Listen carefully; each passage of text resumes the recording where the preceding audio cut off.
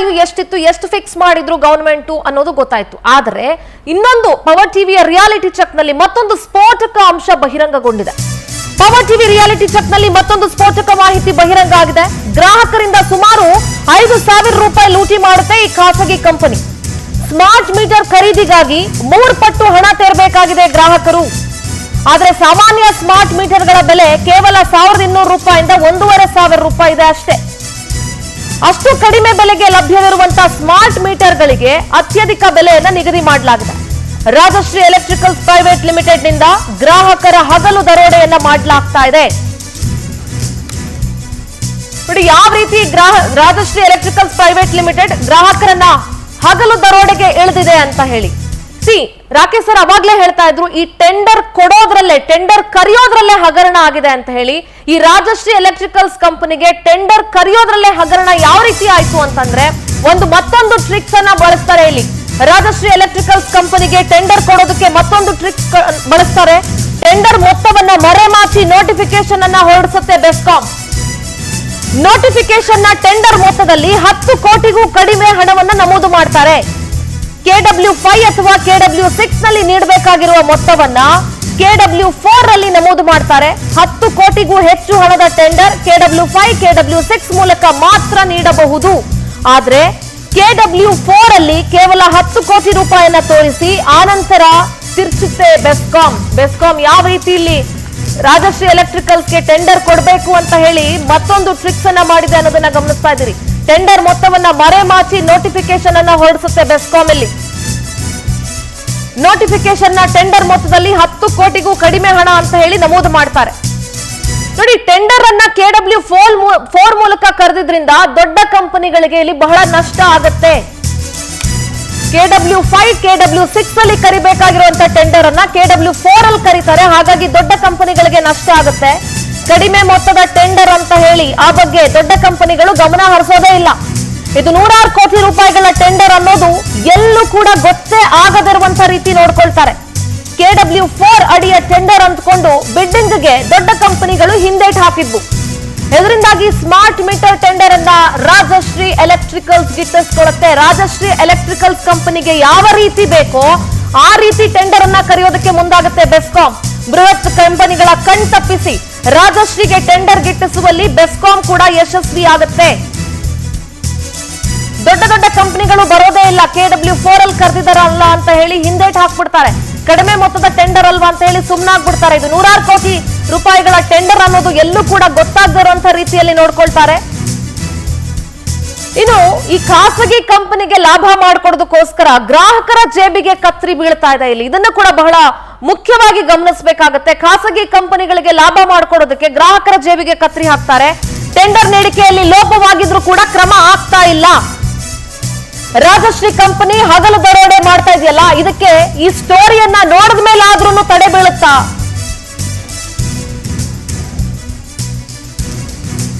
S, KW4, KW5, KW6 ಇದ್ರ ಬಗ್ಗೆ ಏನು ಅಂತ ಕೂಡ ನೀವು ತಿಳ್ಕೊಳ್ಬೇಕಂದ್ರೆ ಅದಕ್ಕೆ ಸಂಬಂಧಪಟ್ಟಂತಹ ಡಾಕ್ಯುಮೆಂಟ್ಸ್ ಅನ್ನ ಕೂಡ ಈಗ ರಾಕೇಶ್ ಸರ್ ತೋರಿಸ್ತಾ ಹೋಗ್ತಾರೆ. Sir, over to you. Company is fixed, deal is fixed. Company ಗೊತ್ತಿದೆ ನಮ್ಗೆ ಯಾರಿಗೆ ಕೊಡಬೇಕು. ನಮ್ಮ ಕಿಕ್ ಬ್ಯಾಕ್ ಡೀಲು ಫಿಕ್ಸ್ ಆಗಿದೆ. ಯಾರಿಗೆ ಹೆಂಗೆ ಕೊಡಬೇಕು ಅಂತಲೂ ನಮಗೆ ಗೊತ್ತಿದೆ. ಇನ್ನು ಏನೋ ಉಳಿದಿರೋದೇನೋ, ಇನ್ನು ಪಾಲಿಸಿಗಳನ್ನು, ನಮ್ಮ ಸಾಫ್ಟ್ವೇರ್ಗಳನ್ನೇ ಫೂಲ್ ಮಾಡೋದು, ಟೆಂಡರನ್ನೇ ಫೂಲ್ ಮಾಡೋದು. ನಾನೇ ಹೇಳಿದೆಲ್ಲ ನಿಮಗೆ, KW1, KW2, KW3, 4, 5 ಅಂತ ಹೇಳಿದೆ. ಏನು ಹೇಳುತ್ತೆ ಇದು? ನಾವೇ ಬ್ರೇಕಿಂಗಲ್ಲಿ ತೋರಿಸಿದಂಗೆ ಎಲ್ಲ ಕಂಪನಿಗಳು ಅವರವರ ಯೋಗ್ಯತೆಗೆ ಅನುಸಾರವಾಗಿ ಆ ಲಿಮಿಟಲ್ಲಿ ಬರುವಂಥದ್ದು ಟೆಂಡರ್ಗಳನ್ನು ವೆಯ್ಟ್ ಮಾಡ್ತಾ ಇರ್ತಾರೆ. ಈ ಟೆಂಡರನ್ನು ಇವ್ರು ಕರೆದಿದ್ದಾರೆ, ಕರ್ನಾಟಕ ಗೌರ್ಮೆಂಟ್ ಕರೆದಿದೆ ಅಂದರೆ 1 ಕೋಟಿಯ ವ್ಯವಹಾರವನ್ನು KW1 ಅಲ್ಲಿ ಕರೆದ್ರೆ ಅದಕ್ಕೆ ಚಿಕ್ಕ ಪುಟ್ಟ ಯಾರಾದರೂ ಕಾಂಟ್ರಾಕ್ಟರ್ ಹಾಕೋತಾರೆ. 2 ಅಲ್ಲಿ ಕರೆದ್ರೆ 5 ಕೋಟಿಯನ್ನು ಹಾಕೋತಾನೆ. 3 ಅಲ್ಲಿ ಕರೆದ್ರೆ 10 ಕೋಟಿಯನ್ನು ಹಾಕೊಳ್ತಾನೆ. 5, 6 ಅಲ್ಲಿ ಕರೆದ್ರೆ 100 ಕೋಟಿಯನ್ನು ಹಾಕೋತಾನೆ. ಅದಕ್ಕೆ ಟೆಂಡರ್ ಕ್ವಾಲಿಫೈಯಿಂಗ್ ಒಂದು ಫಾರ್ಮುಲಾ ಇದೆ. ನಮ್ಮ ಡಿಪಾರ್ಟ್ಮೆಂಟ್ ಏನು ಮಾಡುತ್ತೆ ಅಂದರೆ, ರಾಜಶ್ರೀಯನ್ನು ಫಿಕ್ಸ್ ಮಾಡಿದ್ದೀವಿ, ಡೀಲ್ ಫಿಕ್ಸ್ ಆಗಿದೆ, ದೊಡ್ಡ ದೊಡ್ಡ ಪ್ಲೇಯರ್ಸ್ ಬರಬಾರ್ದು, ಅದಾನಿ XYZ ಇದರಲ್ಲಿ ಬರಬಾರ್ದು, ಕಾಂಪಿಟೇಷನ್ ಆಗಬಾರ್ದು, ಬೇರೆ ಯಾರೂ ಟೆಂಡರಲ್ಲಿ ಬರಬಾರ್ದು, ನಮಗೆ ತುಪ್ಪ ಹಚ್ಚುವಂತಹ ಮುಖಕ್ಕೆ ಬಾಯಿಗೆ ನೆಕ್ಸುವಂಥವನು ಬೇಕು, ಅಂಥವನನ್ನು ನಮಗೆ ಕೊಡಬೇಕು. ಅದಕ್ಕಾಗಿ ಯಾರಿಗೂ ಗೊತ್ತಿಲ್ಲದಂಗೆ ಹೆಂಗೆ ಟೆಂಡರ್ ಕರಿಬೇಕು ಅನ್ನೋದನ್ನು ಜಾರ್ಜ್ ಸಾಹೇಬ್ರೆ ನಿಮ್ಮ ಡಿಪಾರ್ಟ್ಮೆಂಟ್ ಫೈನಲೈಸ್ ಮಾಡುತ್ತೆ. ಯಾವ ರೀತಿ ಮಾಡುತ್ತೆ ನೋಡ್ತೀರಾ? ನಿಮ್ಮದೇ ಸರ್ಕಾರದ ನಿಮ್ಮದೇ ಒಂದು ಡಾಕ್ಯುಮೆಂಟನ್ನು ಟೆಂಡರ್ ಯಾವ ರೀತಿ ಕರಿಬೇಕು ಅನ್ನೋದನ್ನು ತೋರಿಸ್ತೀರಿ ಜಾರ್ಜ್ ಸಾಹೇಬ್ರೆ. ಅದಕ್ಕೆ ಹೇಳಿದ್ದು ಎಲ್ಲ ಡಿಪಾರ್ಟ್ಮೆಂಟ್ ಅವರಿಗೆ ಕೂತ್ಕೊಂಡು ಕಾಫಿ ಕೂತ್ಕೊಂಡು ಈ ಸ್ಟೋರಿನೂ ನೋಡಿ ಅಂತ. ಒಂದು ಪೇಪರ್ ತೋರಿಸ್ತೀನಿ. ಇದು public notification, public procurement reform in Karnataka state. ಅಂದರೆ ಟೆಂಡರ್ ಕರೀಲಿಕ್ಕೆ ಯಾವ ಟೆಂಡರನ್ನು ಯಾವ ರೀತಿಯಲ್ಲಿ ಯಾವುದರ ಅಡಿಯಲ್ಲಿ ಕರಿಬೇಕು, ಯಾವ ರೀತಿಯಲ್ಲಿ ಕರಿಬೇಕು, ಅದಕ್ಕೆ ಯಾರು ಕ್ವಾಲಿಫೈ ಆಗಬೇಕು, ಯಾರು ಆಗಲಿಕ್ಕಾಗಲ್ಲ ಅನ್ನೋದು ಎಲ್ಲದನ್ನು ಇದರಲ್ಲಿ ಮೆನ್ಷನ್ ಮಾಡ್ತಾರೆ. ಈಗ ನಾನು ಜಾರ್ಜ್ ಸಾಹೇಬ್ರಿಗೆ ತೋರಿಸ್ಲಿಕ್ಕೆ ಹೋಗ್ತಾ ಇರೋದು ಅದೇ ಕಾಪಿನು.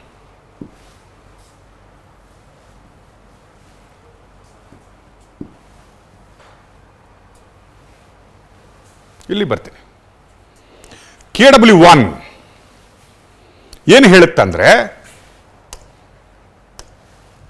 ಇಲ್ಲಿದೆ open tender item less than 20 lakhs. Less than 20 lakhs ಏನಿದೆ ಇಲ್ಲಿ ನೋಡಿ, ಇಲ್ಲಿದೆ less than 20 lakhs. Less than 20 lakhs ಇದ್ದರೆ ಟೆಂಡರು ಅದನ್ನು KW1 ನಲ್ಲಿ ಕರಿಬೇಕು. ಇದು ಸರ್ಕಾರ ಮಾಡಿದಂತಹ ನಿಯಮ. KW2 ಅಲ್ಲಿ ಯಾರು ಬರ್ತಾರೆ? ಇದು KW2. KW2 ಅಲ್ಲಿ ಯಾರು ಬರ್ತಾರೆ ಅಂದ್ರೆ open tender item rate above 20 lakhs, less than 50 lakhs. ಇಲ್ಲಿದೆ ನೋಡಿ, ಲೆಸ್ ದೆನ್ 20 lakhs ಇಲ್ಲಿದೆ. ಇನ್ನು KW3 ಏನು ಹೇಳುತ್ತೆ? Open tender item more than 50 lakhs, 100 lakhs ಅಂದರೆ 1 ಕೋಟಿವರೆಗಿನ ಟೆಂಡರ್ ಅನ್ನು ನೀವು KW3 ಅಲ್ಲಿ ಕರೀಬಹುದು ಅಂತ ಹೇಳುತ್ತೆ. KW3 ಅಲ್ಲಿ ಇಲ್ಲಿದೆ ನೋಡಿ, ನಾನು ಹೇಳ್ತಾ ಇರೋದಲ್ಲ. KW4 ಈ ಟೆಂಡರ್ ಅನ್ನು ಓಪನ್ ಟೆಂಡರ್ 1 ಕೋಟಿಯಿಂದ 10 ಕೋಟಿವರೆಗೆ ಕರೀಬಹುದು. ಕೇಳಿಸ್ಕೊಳ್ಳಿ, ಇದರ ಬಗ್ಗೆ 1, 2, 3 ಬಿಟ್ಬಿಡಿ, 4 ಗಮನವಿಟ್ಟು ಗಮನ ಕೇಂದ್ರೀಕರಿಸಿ ಕೇಳಿ. KW4 ಅಲ್ಲಿ ಪುನಃ ಹೈಲೈಟ್ ಮಾಡಿ ತೋರಿಸ್ತಾ ಇದ್ದೀನಿ, ಇಲ್ಲಿದೆ.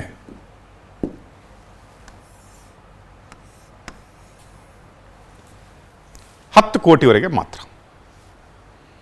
10 ಕೋಟಿವರೆಗೆ ತೋರಿಸ್ಬೋದು.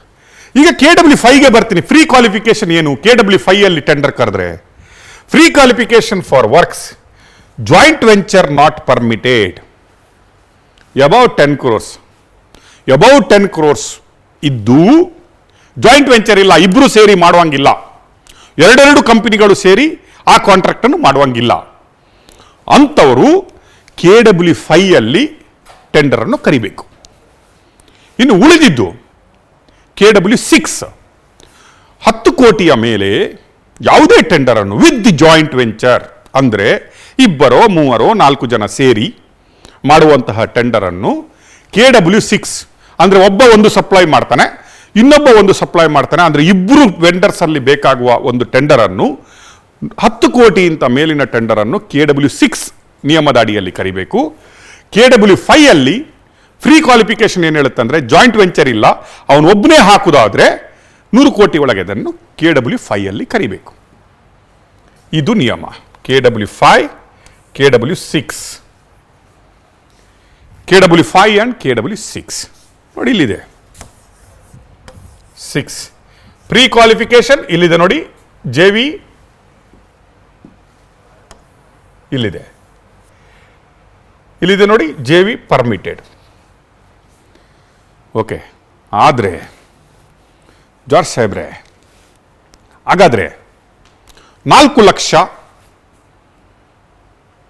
ಸ್ಮಾರ್ಟ್ ಮೀಟರನ್ನು ನೀವೇ ಕ್ವಾಲಿಫಿಕೇಶನ್ ಮಾಡಿದ ಹಾಗೆ ಮೊದಲ ಟೆಂಡರ್ 571 ಕೋಟಿಗೆ ಕರೀತೀರಿ. ಅದರ ರೇಟೆಲ್ಲ ಮತ್ತೆ ಡಿಸ್ಕಸ್ ಮಾಡ್ತೀನಿ, ನಾನು ಸಿಂಪಲ್ ಆಗಿ ಎಕ್ಸ್ಪ್ಲೈನ್ ಮಾಡ್ತಾ ಹೋಗ್ತೀನಿ. ಮೊದಲು ನೀವು ಕರೆದ ಟೆಂಡರ್ 571 ಕೋಟಿ. ಅಂದರೆ even if you allow joint venture, ನೀವು ಜಾಯಿಂಟ್ ವೆಂಚರ್ ಅಲೌ ಮಾಡಿಲ್ಲ ಅಂದರೆ ಅದು KW5 ಅಲ್ಲಿ ಬರಬೇಕಿತ್ತು. ಜಾಯಿಂಟ್ ವೆಂಚರ್ ನೀವು ಅಲೌ ಮಾಡಿದರೆ ಅದು KW6 ಅಲ್ಲಿ ಬರಬೇಕಿತ್ತು. Very simple. ಈ ಟೆಂಡರು ನೀವು ಕರೆದಿದ್ದು 571 ಕೋಟಿಗೆ. 571 ಕೋಟಿ ಟೆಂಡರನ್ನು ನೀವು KW5 ಮತ್ತು KW6 ಅಂಡರಲ್ಲಿ ಕರಿಬೋದಿತ್ತು ವಿನಃ ನೀವೇನು ಮಾಡ್ತೀರಿ? KW5ಗೆ ಮಾಡಿದರೆ, KW6ಗೆ ಮಾಡಿದರೆ ದೊಡ್ಡ ದೊಡ್ಡ ಕಂಪನಿಗಳು ಪಾರ್ಟಿಸಿಪೇಟ್ ಮಾಡ್ತವೆ, ಈ ಟೆಂಡರನ್ನು ನೋಡ್ತವೆ.